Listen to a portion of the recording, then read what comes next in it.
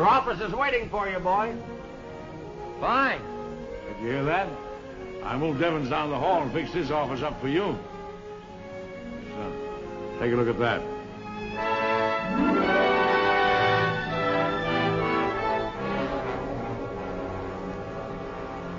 I ordered that changed.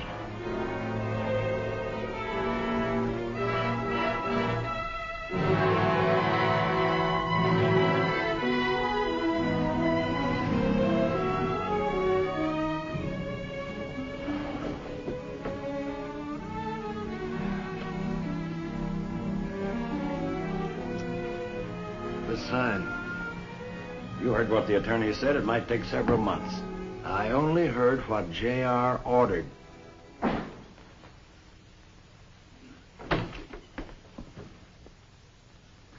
What were my orders?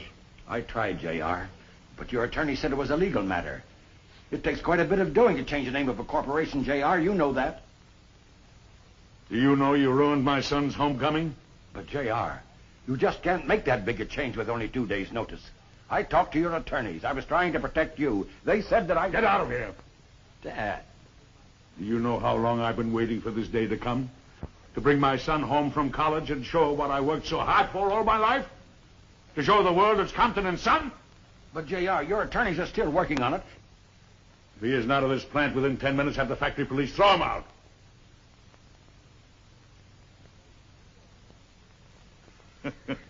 Well, he got his degree all right. Yeah. Magna cum laude. Eh? The smart boy, the son of mine, a smart boy. Congratulations, Ray. We're all proud of you. Come along, son. Mr. Compton.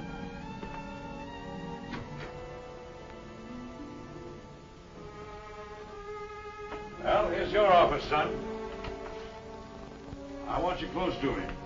So as the years go by, you'll know enough about this business to take over lock, stock, and barrel.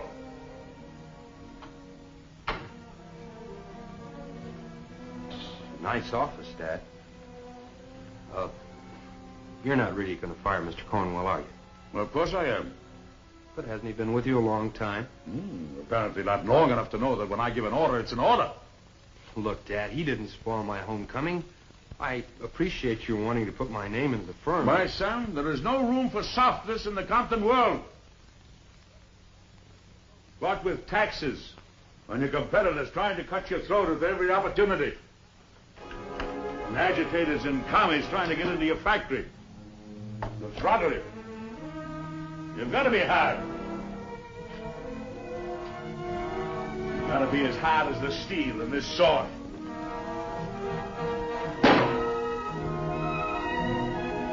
You know, I think the best way for you to be getting an idea of the empire that you're going to be president of is to study our catalog.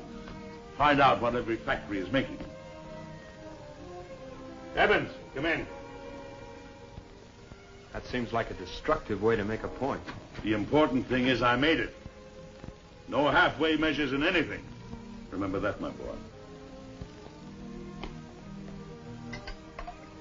Your old man is a big man because he never did anything halfway. Evans, I'm assigning Ray to you. I want you to answer all his questions, tell him everything he wants to know. Because, you know, in a year or so, he's going to be your boss and mine.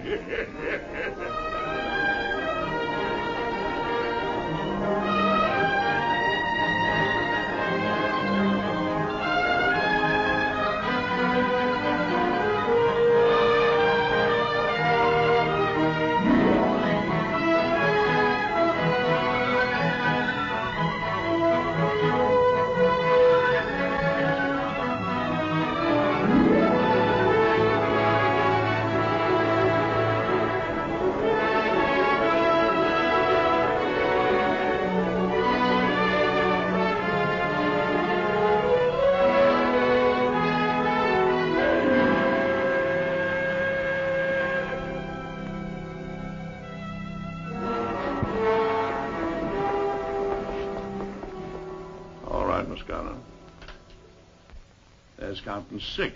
We make nothing but metal office equipment there. Desks, chairs, filing cabinets, lockers, safes, and so on. All right, Miss Garner, will you draw the curtains, please? I'll tell you what we'll do. We'll wind up our trip in St. Louis at the opening of plant number 7. And, Miss Garner, will you please send those teletypes out today to all the plant managers and tell them that I want my son to read all the key personnel at each establishment, huh? Yes, Mr. Compton. Well, my boy, you're really going to see a dream come true at number 7. Within a couple of years, we're going to manufacture our own automobiles. Yes, sir, the Compton Special. Well, what do you think of the trip now? Well, it sounds all right. But it seems to me that the only way for me to get the feel of the business is to work at it. Yes, but you're working at it now. It takes time. No, Dad, I mean really work. In the mill, in the machine shop. I want to know how and what we make, not just how much profit we show. I'm as anxious to learn about the firm as you are to have me learn, but, well, the things I've been doing, studying catalogs, efficiency layouts, payroll reports, even this trip, I can't learn anything that way. And I can't learn what I want to know listening to Evans or going around with you shaking hands with your plant managers in the various cities. Do you mean that? You really want to learn to be a machinist? And you want to start in a machine shop like your old man did? I don't see any other way, Dad. And here people have been telling me how I've been spoiling you all these years. And you're a chip off the old block. You're my son. Yes, you are.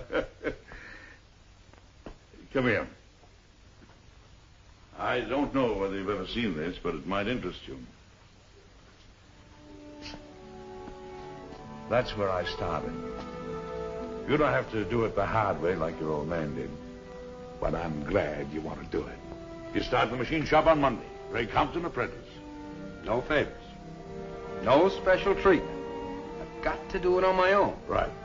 And will you let me help you buy the tools? Because a machinist must furnish his own, you know. Well, as your future boss, I give you permission to knock off ready to go shopping. Well, thank you. I had no idea machinists laid out this kind of money for two. These things are expensive. Yes, of course. You can't measure 1,000th of an inch, you know, with a dime store rule. Well, tell me, how do you like it? We put up over 300 houses last year, making a total over 1,000. Yeah. Only for Compton employees, of course. When you get into the machine shop, you're apt to hear what a terrible monster I am. People are funny. Do nice things for them, give them nice houses to live in, reasonable rent, and all of a sudden they hate you. Human nature, I guess.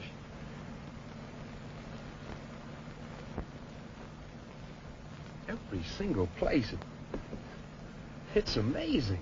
Oh, it's nothing to it if you put up 300 in a crack. All you got to do is move in a good crew. No, I don't mean that. Each house, all they grow is petunias.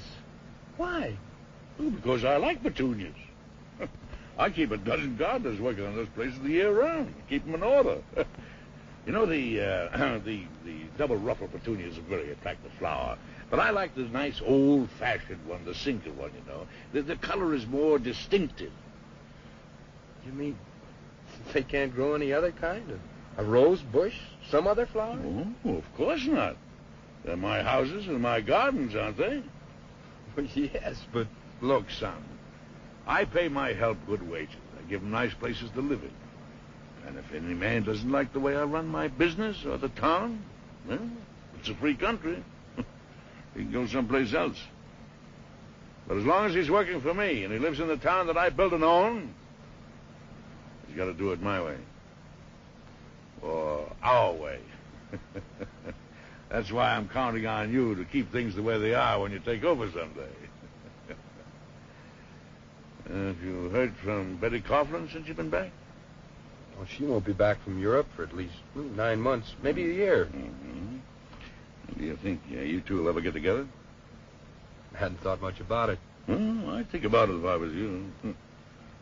Look, Dad, Hmm? I like Betty. Maybe it's more than just like. But don't turn her into a petunia, huh?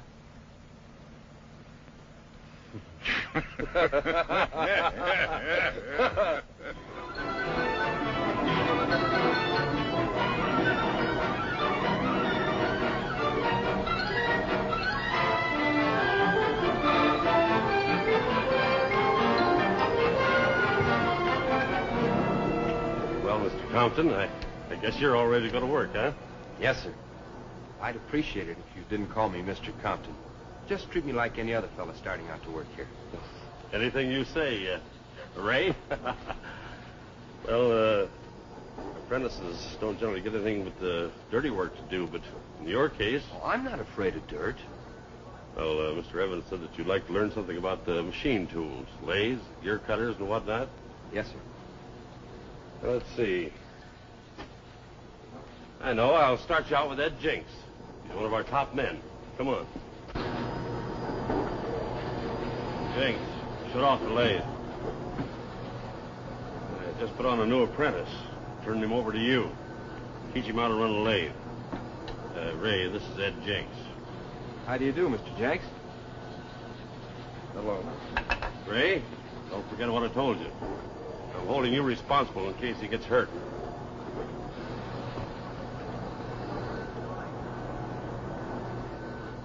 Well, I'm certainly anxious to learn all I can. What do you got in there? Oh, my tools. I hope I got the right ones. Somebody die and leave you a fortune? Wait, no, I saved up for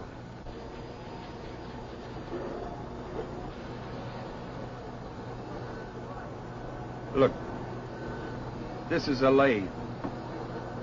A turning tool. It's practically the granddaddy of all machine tools. All of the others are more or less like it. Milling machines, drillers, borers, gear cutters, planers, shapers, they're practically all alike. And at the lathe, they couldn't have been invented. You know how to read a blueprint? I think so. Well, put your tools on the bench and hand me that fancy micrometer of yours.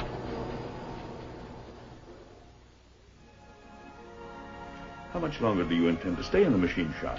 You've been there 6 months now. Ed Jenks says I'm learning fast. That I may get over being an apprentice in 3 or 4 years. 3 or 4 years? Well, you yourself said it takes a long time to become a full-fledged machinist. Yes, I know, but...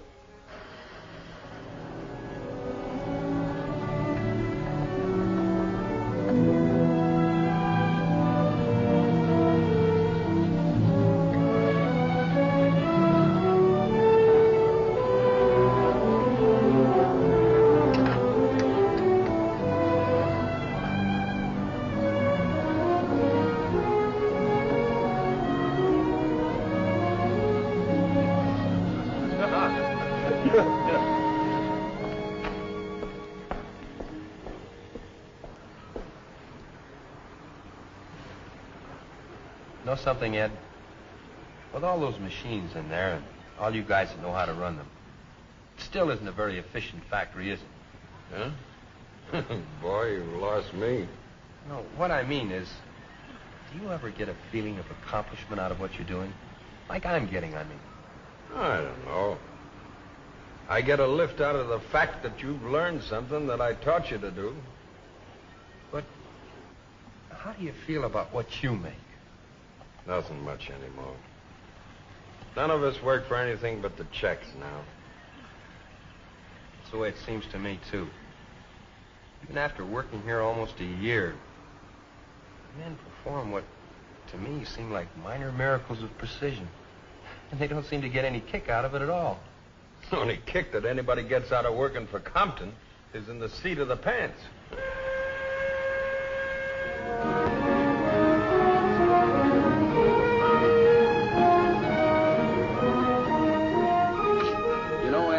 I can't get over how that gear cutter operates. It must have taken forever to make a gear before that machine was invented. Yeah, things are a lot easier now than they were 30 years ago. Well, good night, Ray. See you tomorrow. Good night, Ed. Ray! Ray!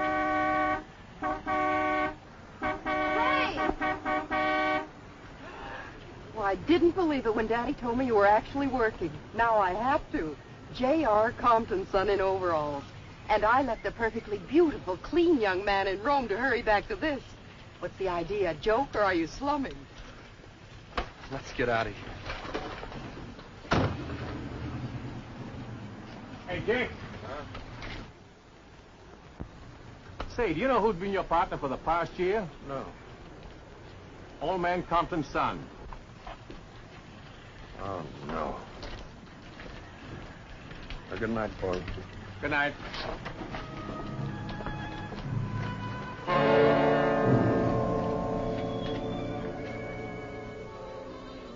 Probably seems kind of silly to you. It kind of does, even to my father. But, well, it's important to me to learn more about the business and just how much profit it shows. Really, darling, you don't have to explain to me. You just never struck me as the type to get grease on your hands, that's all. Well, what's the matter with that? What's so terrible about it? Look, it's my first night home. I don't want to argue with you.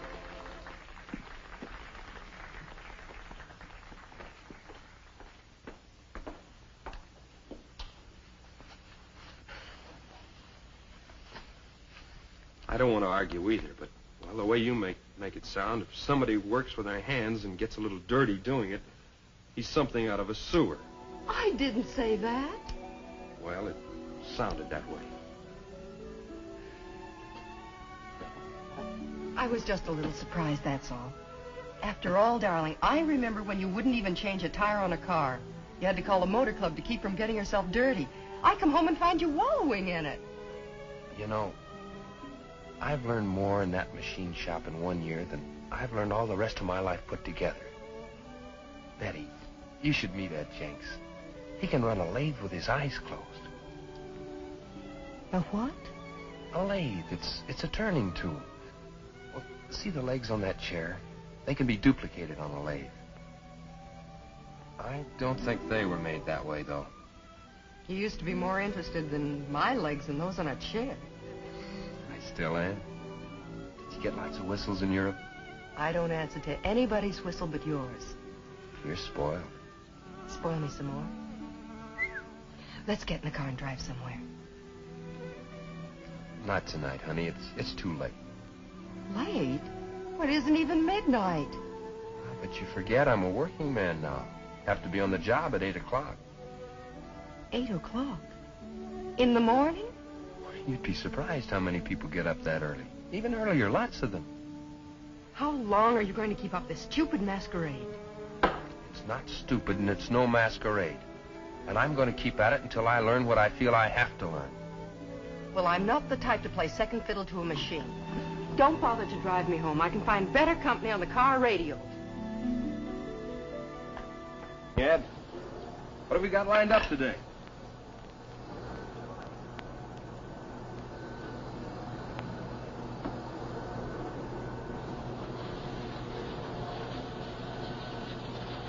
What do you want me to do, Ed?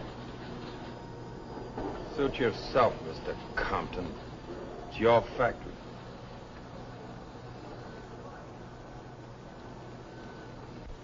I've been working in the shop to try and learn the business, to try and find out how a machinist feels, to understand your problems. You couldn't have any of my problems, so it's a big waste of time for you to learn them.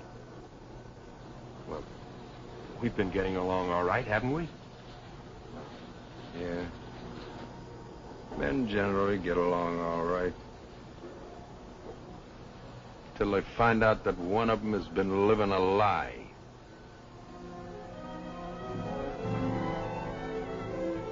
If you'd have known who I was to start with, you wouldn't have had anything to do with me.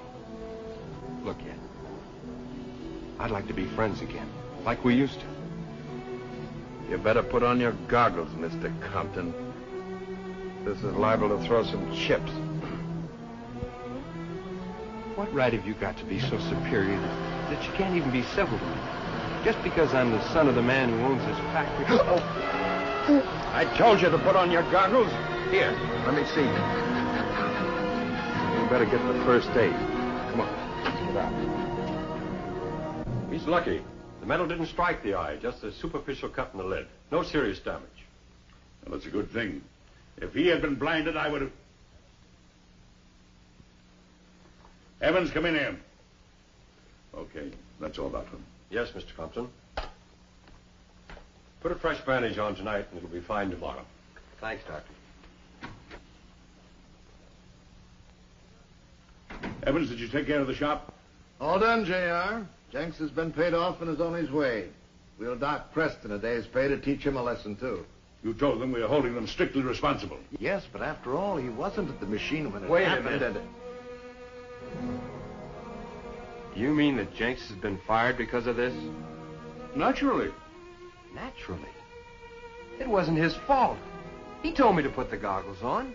Then he shouldn't have started the machine until you had them on. Firing Jenks, docking Preston. It makes no sense at all. Oh, doesn't it? Look, Ray, you could have lost an eye. Lots of fellows do. Jenks and Preston were responsible for your safety. I don't care what happens to them. I only care what happens to you. They slipped up, and I will not tolerate slip-ups. The only slip-up, as you call it, was mine. And I think it's unfair to penalize two innocent people for my mistake. Comptons never make mistakes. That sounds like a shocking statement to you, doesn't it? It's incredible. We'll make it your slogan. I made it mine. We are infallible. We must be.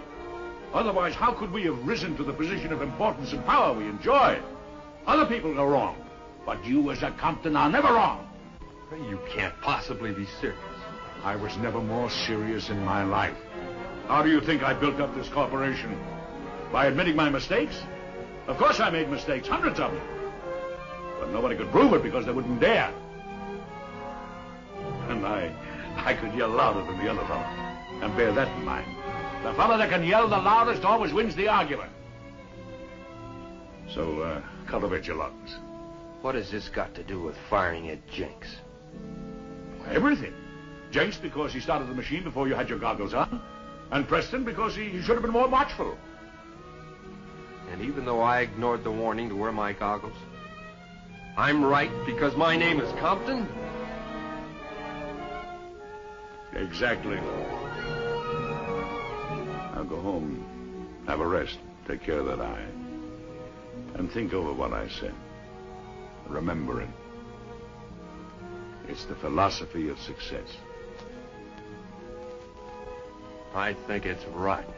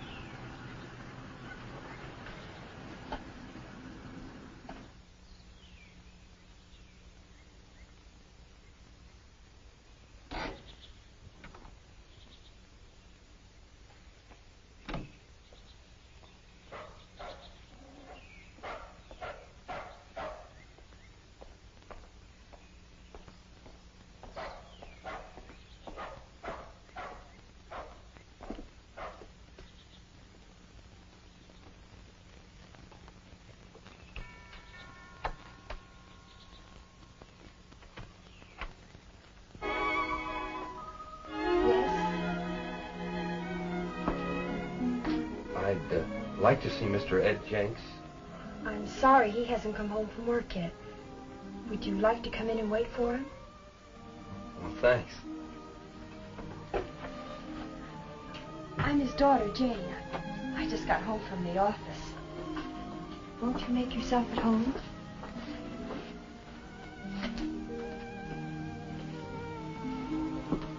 Daddy will be along soon.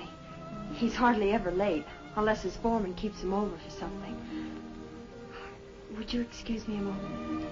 Sure.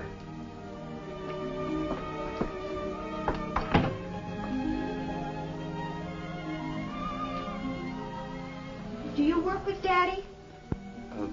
Yes. What's your name? What did you say? Ray.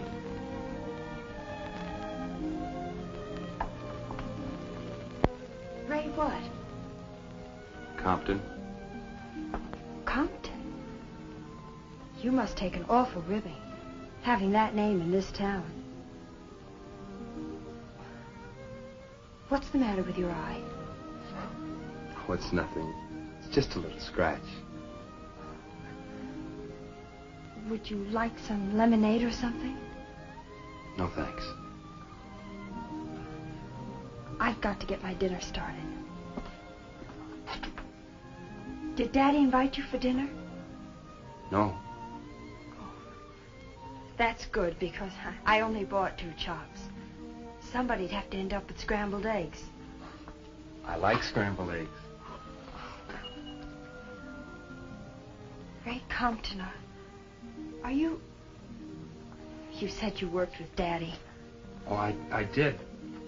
Till I got this silly little cut. I think J.R. has a son named Raymond or something like that. But he's been away at college for forever. I guess he couldn't be you. Would you throw me out if I were? I'd be awfully tempted. You know how people in this town feel about Compton.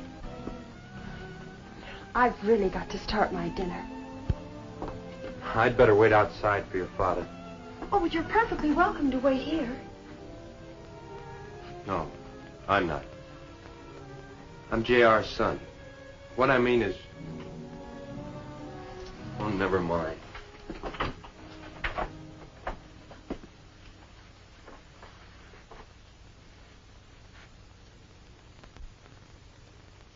You know who this is?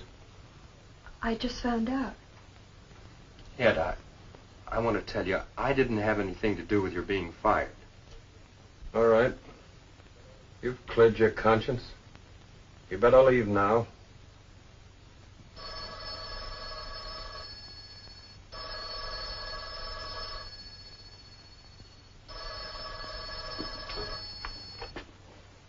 Hello? Yes, this is Miss Jenks speaking. Mr. Murdoch.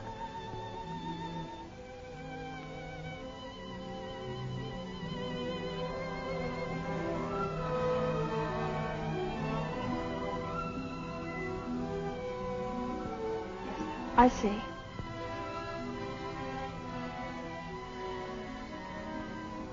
Yes, I understand perfectly. Yes. Just mail the check to me. Goodbye.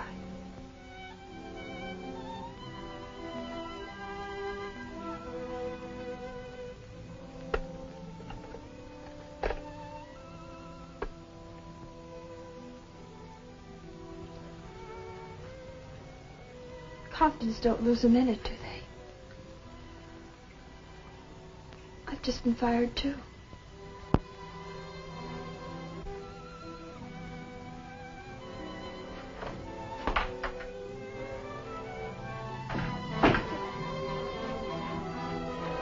Jane.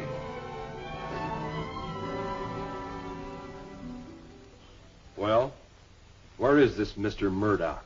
Mr. Murdoch is a vice president of the Security Federal Bank. But he Does has... my father own that bank? Well, he has an interest in it. Phone Mr. Murdoch. Tell him I'm on my way over to see him. He's to wait for me. Understand? He's to wait for me. Yes, Mr. Compton, but...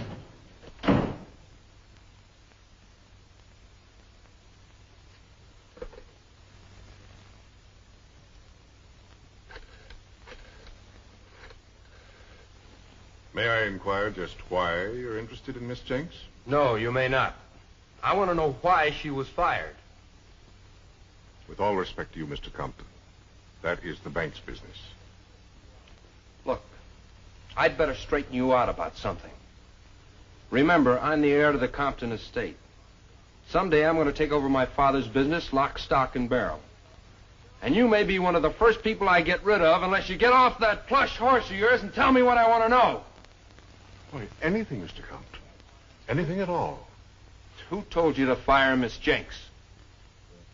Well, you understand, I was very satisfied with Miss Jenks' work. She's been with us almost 5 years now. And she's a very pleasant person. Answer my question! Well, Mr. Evans called. He suggested that the bank cut down a bit And suggested that they start with Miss Jenks. well, yes.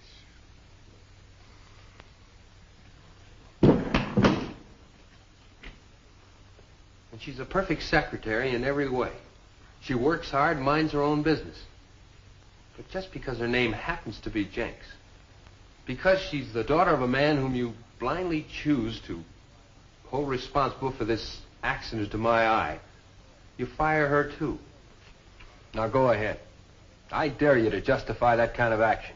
I don't have to justify anything to anybody. If I may say something, I should never give in to the idea of your going into the machine shop. You're too emotional. You can't be trusted. Trusted? For what? To be among people that are beneath you. You got some sort of a crazy complex. You take all their troubles on your own shoulders. And you're above everybody else. You're the supreme law, the infallible lord of the land, I suppose. Look, son, you just got a slight cut over your eye. You might have been killed. I can replace Jenks with 100,000 times over and over. But I could never replace you. Ed Jenks is about the most decent human being I've ever known. His daughter's a nice girl. I can't allow you to persecute those two people for something that was my fault to begin with. You can't allow me? No. If you don't give them back their jobs, I'm clearing out. Clearing out where? Well, it doesn't matter, just so long as I'm not a partner in this kind of inhumanity. Is it inhuman for a father to be interested and concerned in his son's safety? Well, I can see there isn't any sense in trying to talk to you about this thing. You seem to think you're doing something commendable. I think it's unspeakable.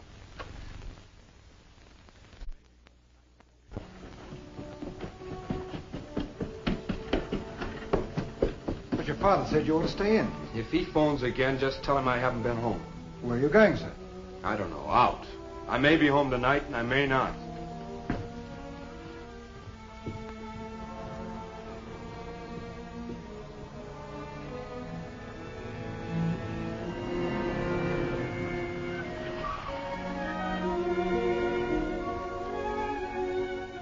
Come on, get in and drive me somewhere.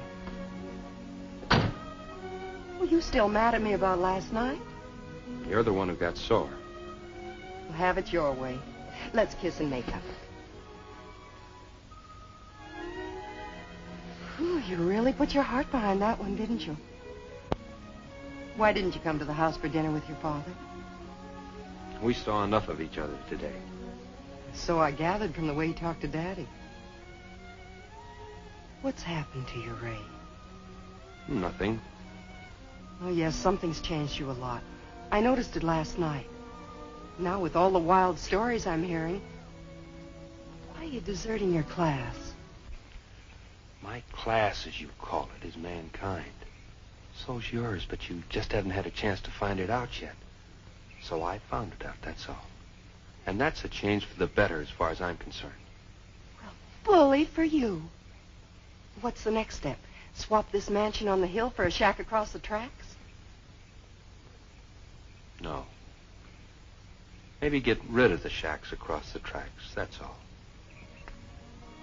Oh, let's stop all this arguing, Ray. Come on, honey. Get in. Let's go someplace and dance and have fun. Let's forget this nonsense. After all, we haven't been together. Really been together for almost a year. Not tonight, Betty. I'm in no mood for it. Where are you going? I don't know.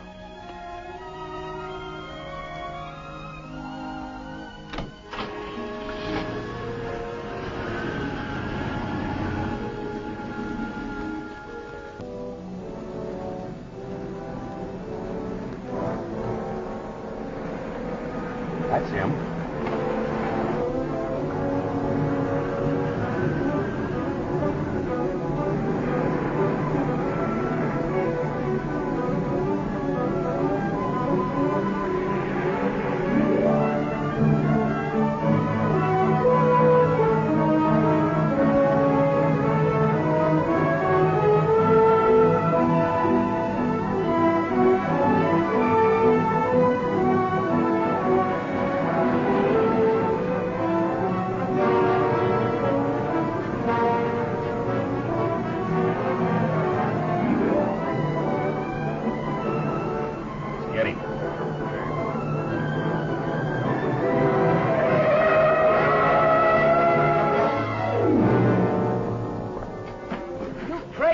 the matter? Get out of there. You Ray Compton? Yeah, what about it? That's for being a Compton. And that's for Ed Jenks.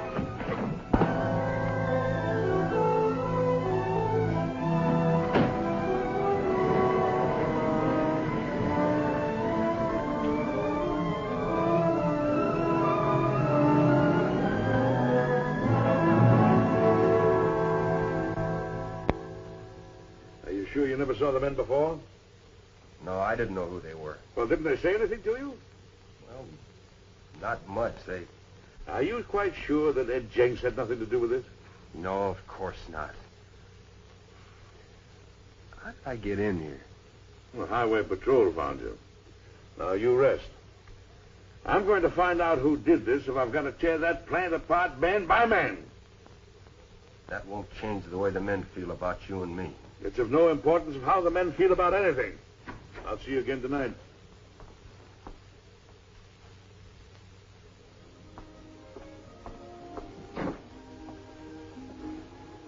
My father wanted to come and see you, too, but I told him not to. There's a lot of talk going around that he was the reason you were beaten up last night. Ray, I want you to know he had nothing to do with it. Oh, I never thought he did. Not even for a moment. He really feels terrible about it, though. Who did beat up my son? I don't know, and neither does my father know. Well, you can tell your father I'm going to find out.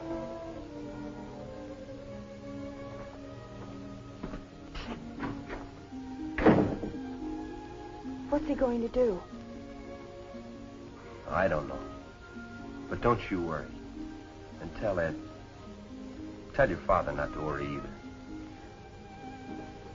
I can understand why you and he might think Daddy had something to do with it. I mean, well, Dad being fired on account of you. I never thought that. Are you awfully hurt? Well, I have a few caved-in ribs, and the doctor says I have a slight concussion.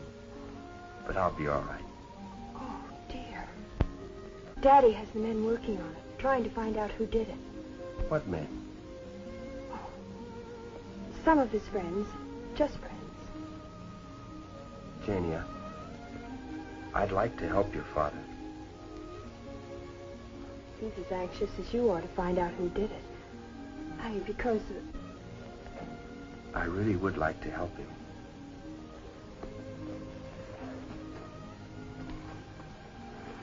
Just tell him that. And thanks for coming over to see me. Take care of yourself.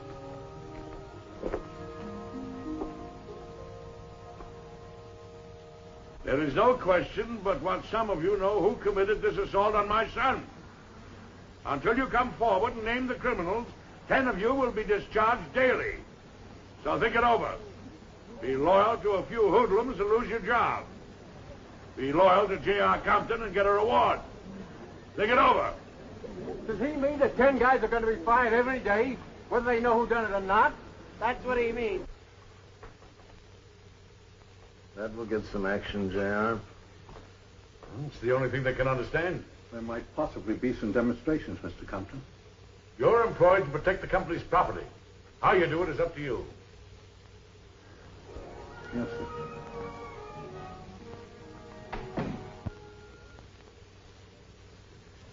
Have you given any thought as to when you want to go back to work? What kind of work? Well, I think it's a waste of time for you to go back to the machine shop. You've been there a year now. That's enough, isn't it? Look, son. I want you to learn management. You can't find out anything about my problems working over a lathe.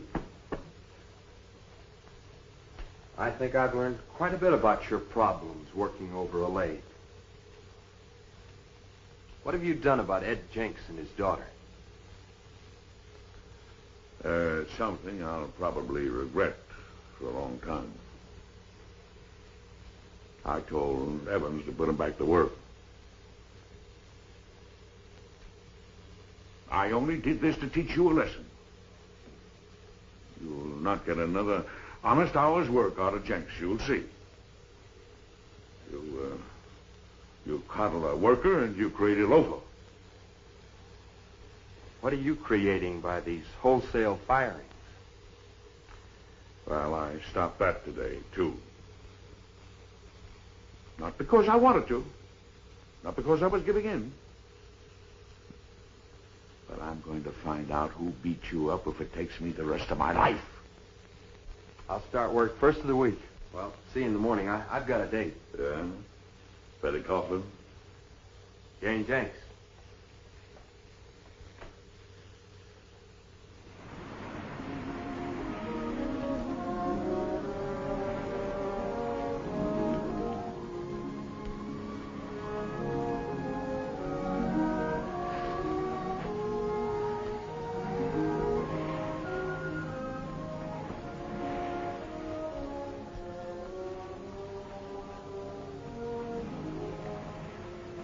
Ray, I want to thank you for both Daddy and myself. For getting our jobs back. Oh, it's only as it should be. I know, but... Well, it was a nice surprise just the same. The bank seemed kind of glad to have me back. Why not? I hear you're real efficient. Pretty, too. I'm glad you think so.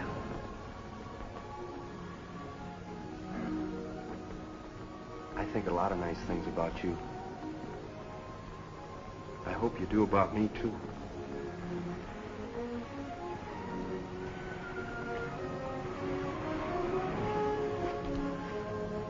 I do, Ray, but... I can't be casual about you. I have to be, or I'll get hurt.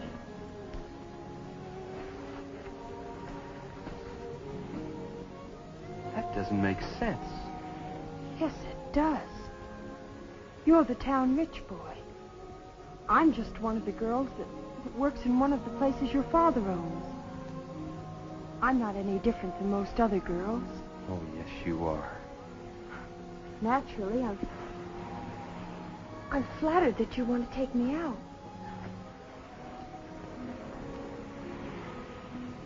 I guess it's natural to dream a little and think I'm the only girl for you. You are, Jane. That's Cinderella stuff. And I stopped believing in Cinderella about the time I learned there was no Santa Claus. You through? What's that for? I guess I'm through. I mean, Ray, I never felt about anybody before the way I feel about you. It's not a pleasant feeling. It scares me. I don't get it.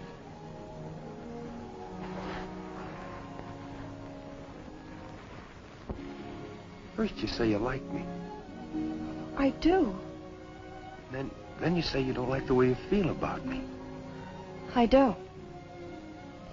How Cinderella and Santa Claus got into this, I don't know.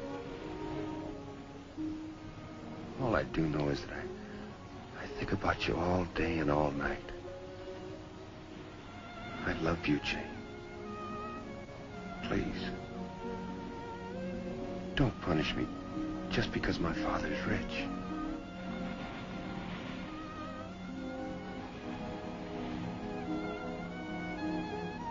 Want a kiss?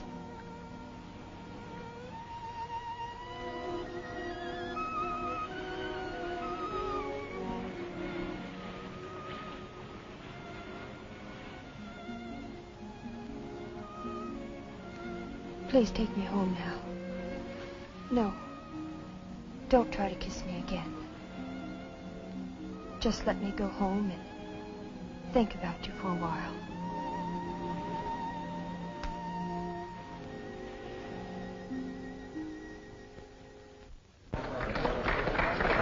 Before we take up anything else, I'd like to, very unofficially, introduce to you the man who will one day officially represent the Compton Company, Mr. Ray Compton.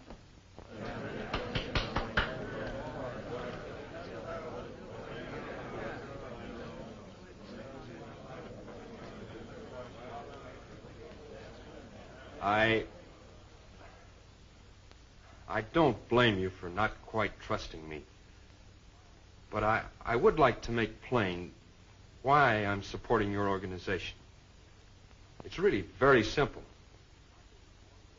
I believe that the company will operate more efficiently and show more profit if the workers are happily secure in their jobs and treated with respect and dignity.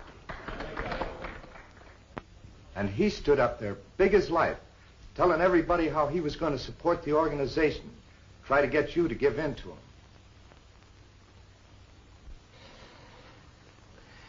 This is incredible.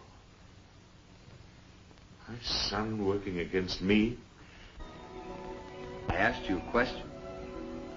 I remember. Well? Have you told your father about us? Have you told George? Don't joke with me, Ray. I'm serious. Well, he knows I've been seeing a lot of you. Does he approve? Frankly, no. He has his heart set on my marrying Betty Coughlin. Fine old family, loaded with dough. Big deal.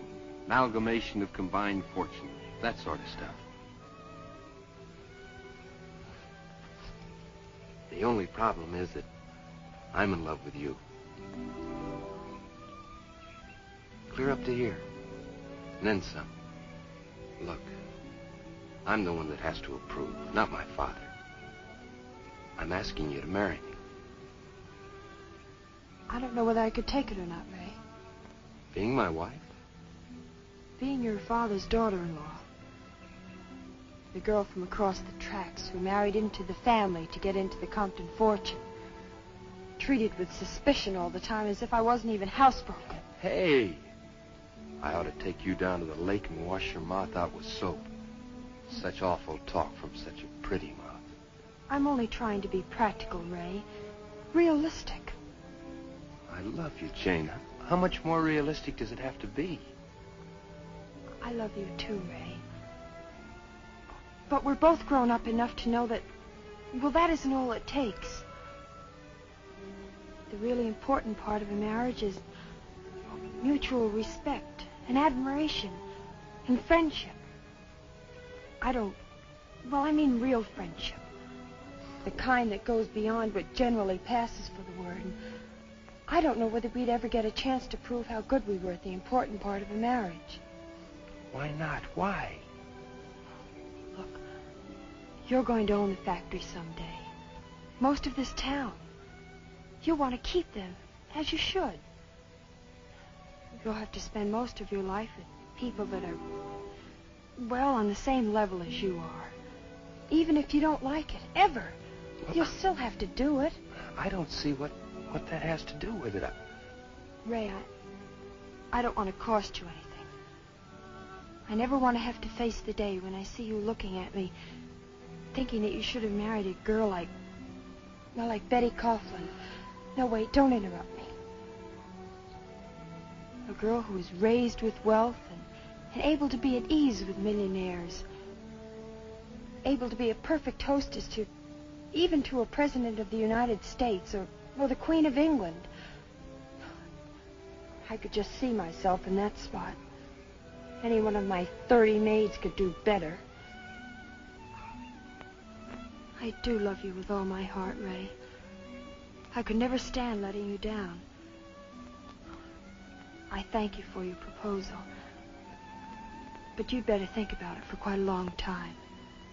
You're not just an ordinary guy with a head full of dreams and ambitions starting at the bottom of something. You're starting right at the top. You need someone who can keep you there, not pull you down rung by rung. You know what I'm going to do? First, I'm going to kiss you again.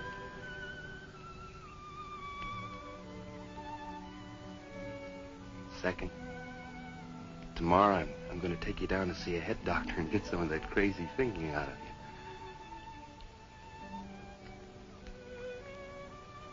And third, when I get home tonight, break the news to my father. after he congratulates me on my splendid choice.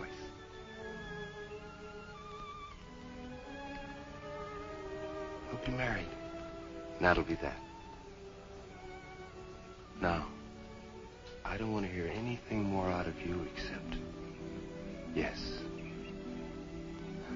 Now say it. Okay. I mean yes.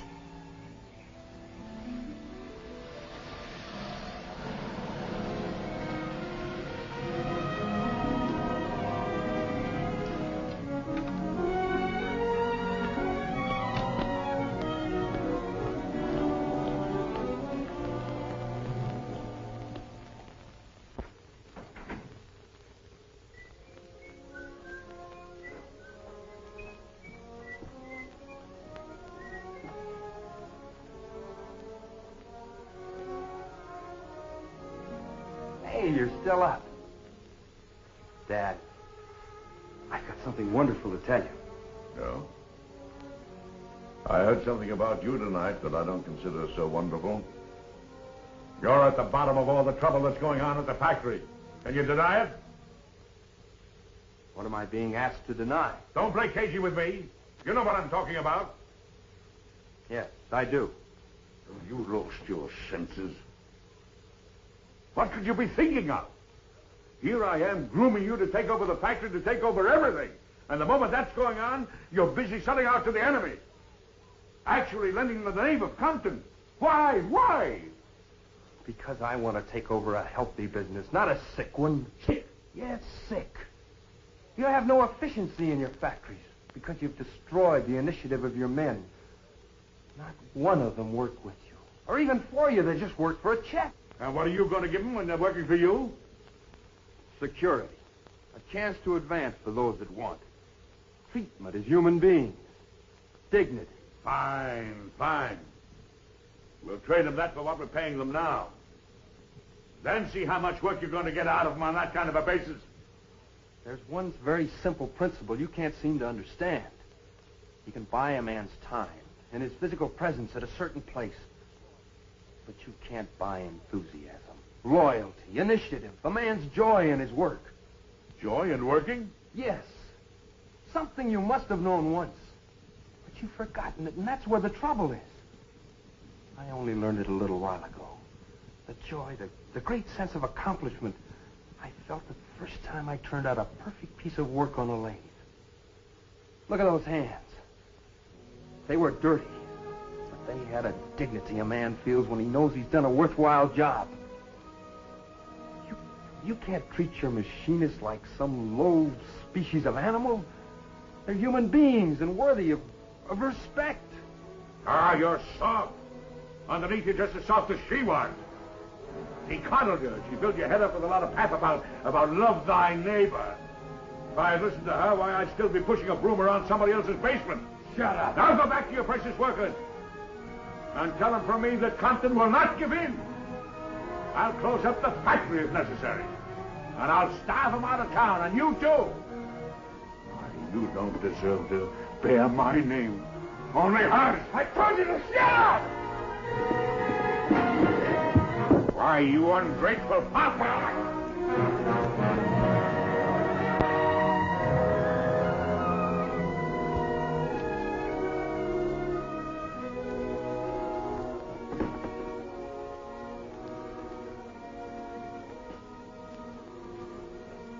Ray, I didn't mean it. Ray, come back, Ray. I didn't mean it. Ray, I loved your mother.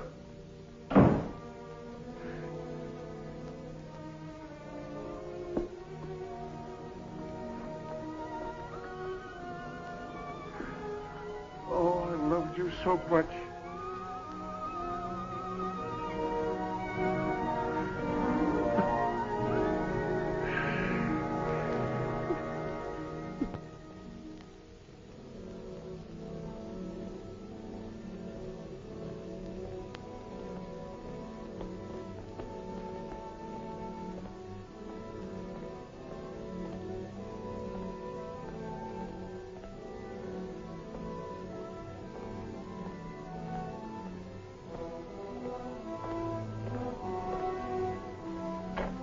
Mr. Compton. I want to go in the machine shop for a while. Yes, Mr. Compton.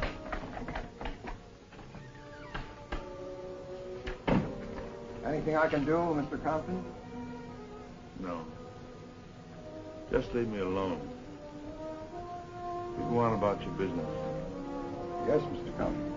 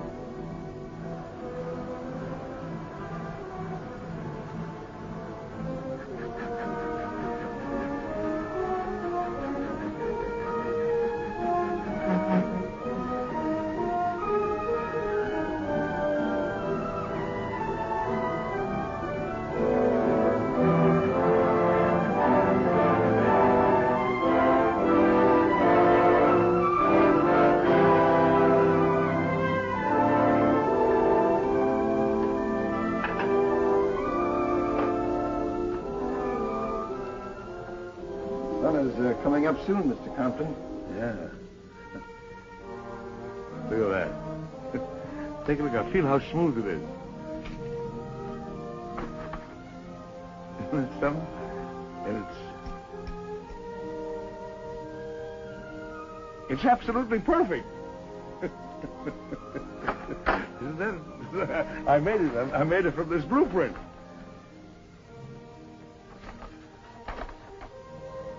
What is it? Huh? I don't know. I don't know. But I made it. I made it!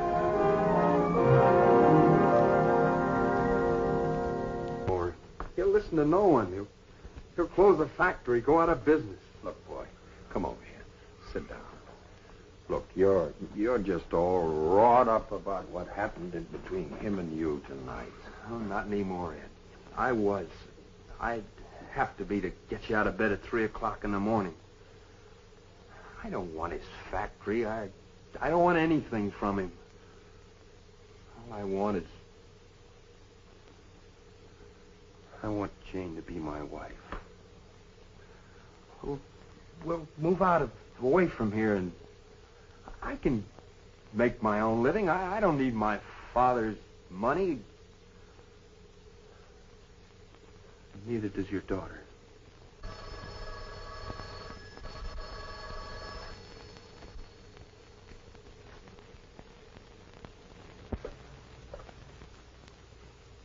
Hello? Yes? No.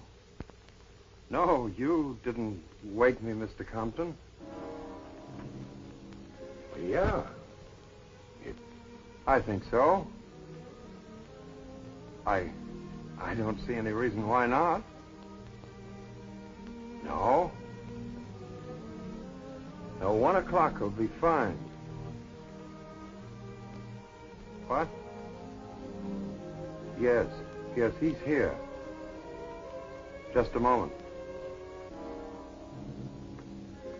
He wants to talk to you. What's he want? I don't know what he wants to say to you, but he told me that he'd like to get together with us at 1 o'clock this afternoon. He wants to talk to me? That's what he said.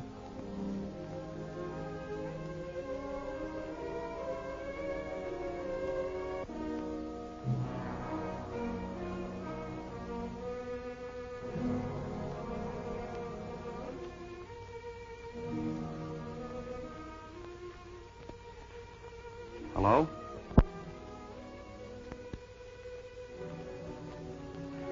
Yes, Dad.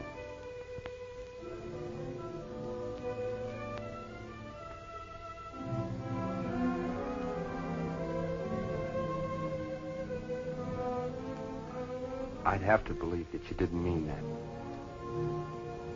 Otherwise, I could never see you again, Dad.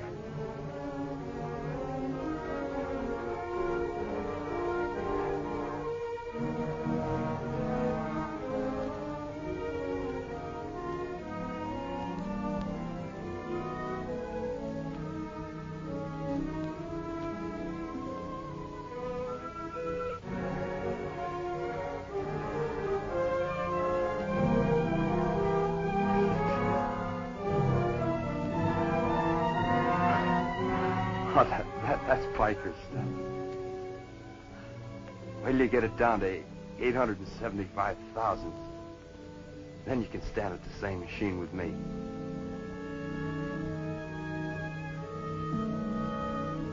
Yeah, I'll be there. Now, you better get some rest. You may have a pretty rough time of it this afternoon.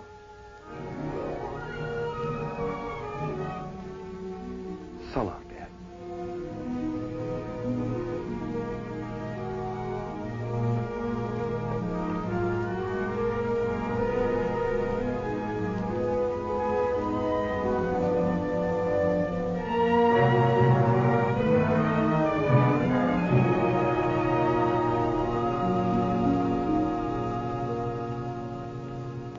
I don't go on it at all. I think you're absolutely right about that. Let's continue, please, gentlemen. This next item is a rather odd one. I think you wanted to speak to Mr. Compton about this. Oh, yes. It's about everyone having to grow petunias. What do you got against petunias? Well, nothing, but some of the people living in your houses are marigold and aster fans. Some like snapdragons, and there's quite a group that would like to plant stock. Oh, yes? Well, that's fine. That'll save us some money. Fire all the gardeners. From now on, all our renters will maintain their own gardens. However, those who stick to petunias, well, they can have the free gardening service. As a sort of a special inducement.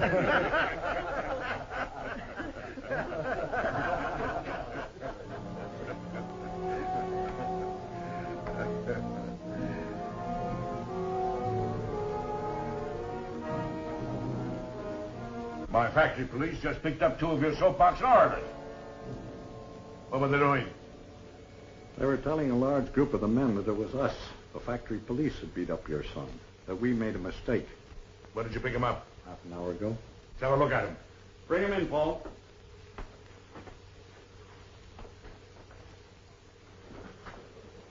You have no authority to hold us. We'll sue you for $1 million. Yeah, maybe $2 million. We grabbed them outside the gate of the foundry. Yes, so I heard. You're going to be sued for false arrest, Mr. Big Shot. I'll put you out of business. Your private army finally caught up with you, Compton. We weren't even on factory property when they pulled us in. Just a minute. You're one of the dirty muscle boys who ran my car off the road and beat me up. Too bad I didn't do a better job. Are these the men that did it? Hold it, J.R. And you too, son. We've got laws to take care of assault and battery cases. Just because they broke the law, don't you do it. Let the court decide the punishment for these two. Are these your men? No, they're not. They're as red as they come. They work in a pair. Take them down to jail and book them. Call up the FBI. Ray will prefer charges first thing in the morning. It'll be a pleasure.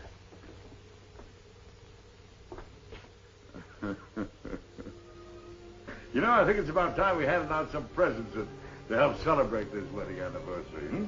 I've got something here for Jane.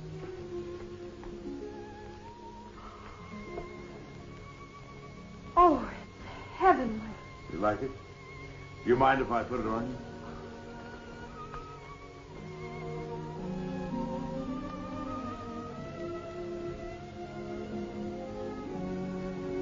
There, dear. Beautiful. Thank you. It belonged to my wife, Ray's mother. I'm quite sure that she would want you to have it. Thank you so much. That goes for me too, Dad. And now something for you, son. This is the most valuable gift of all.